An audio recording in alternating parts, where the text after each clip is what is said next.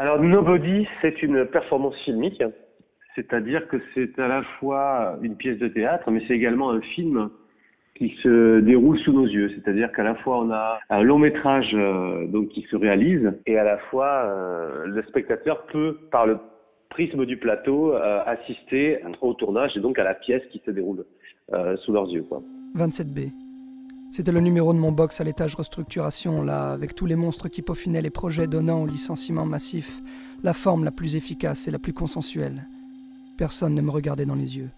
Et tout le monde regardait ma place, pas moi, et le type en gris qui était assis là et parcourait les listes d'employés. Et tout le monde contrôlait ce que je faisais. Alors Nobody, c'est aussi son titre, c'est-à-dire ça veut dire personne. C'est l'histoire d'un consultant en restructuration qui est donc dans une boîte qui est vouée à licencier, créer des produits de licenciement ou de relance dans des entreprises.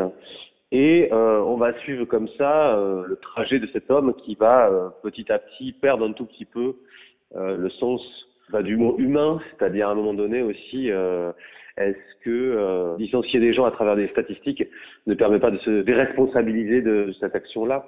Il ne s'agit en aucun cas, je pense, de dénoncer un système, quel qu'il soit. C'est vraiment important pour moi de dire qu'en fait, dans ce spectacle-là, on observe un système, on ne le dénonce pas. Et je pense que déjà l'observation du système est en soi déjà un acte pour moi politique. Nobody, c'est aussi un projet qui parle du benchmarking. Tout le monde évalue tout le monde aujourd'hui. On n'a plus besoin peut-être de DRH ou de directeur. On a créé comme ça des systèmes horizontaux qui permettent aux gens de croire qu'en fait, en s'auto-évaluant, ils seront beaucoup plus libres. Et en réalité, on se rend compte petit à petit qu'en fait, on est dans un système qui crée une paranoïa collective.